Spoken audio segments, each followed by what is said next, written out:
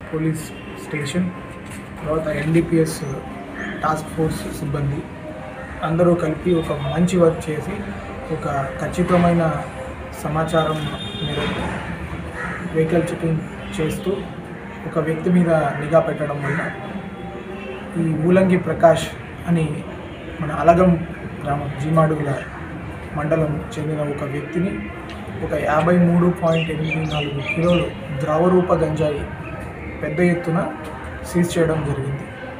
ఆ వ్యక్తిని ఫర్దర్ మళ్ళీ విచారించి ఈ గంజాయి ఎలా తయారు చేశారు ఆ విషయాలన్నీ ఒకసారి కనుక్కొని ఈ గంజాయి తయారీకి సంబంధించిన మెషినరీ మొత్తం స్టవ్స్ కావచ్చు, కుక్కర్స్ కావచ్చు, ఆ ప్రెస్సింగ్ మిషన్స్ కావచ్చు అన్నీ సీజ్ చేయడం జరిగింది. ఈ వ్యక్తి ఇప్పుడు ఆపరేషన్ పరివర్తన కింద మనము గంజాయి అల్లూరి సీతారామరాజు జిల్లాలో మరియు మన స్టేట్లో పెద్ద ఎత్తున ధ్వంసం చేయడం వల్ల తర్వాత చెకింగ్ ఎక్కువ కావడం వల్ల ఈ ఒడిశాలోని ఇసుకబంద మల్కాన్గిరి జిల్లా అక్కడి నుంచి ఉన్న రైతుల దగ్గర కొంతమంది పేర్లు కూడా మనం కేసులో పెట్టడం జరిగింది.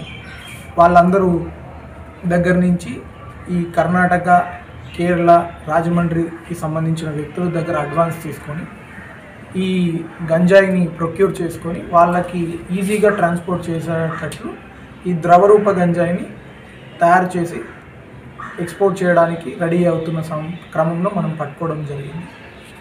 తర్వాత ఈ ద్రవరూప గంజాయి విలువ కూడా మనకి మార్కెట్లో ఇక్కడ వరకు చూసుకుంటేనే మనకు ఒక కిలో 10 లక్షల వరకు ఉంటుంది. సో ఈ మొత్తం మనము సీజ్ చేసిన ఒక సుమారు ఒక 53.84 సుమారు ఒక 55.4 కోట్ల వరకు దీని విలువ ఉండే అవకాశం ఉంది. ఇంకా అది బెంగళూరు మార్కెట్, కేరళ మార్కెట్ లాంటి ముందుకెళ్తే దాని విలువ ఇంకా పెరిగే అవకాశం ఉంది.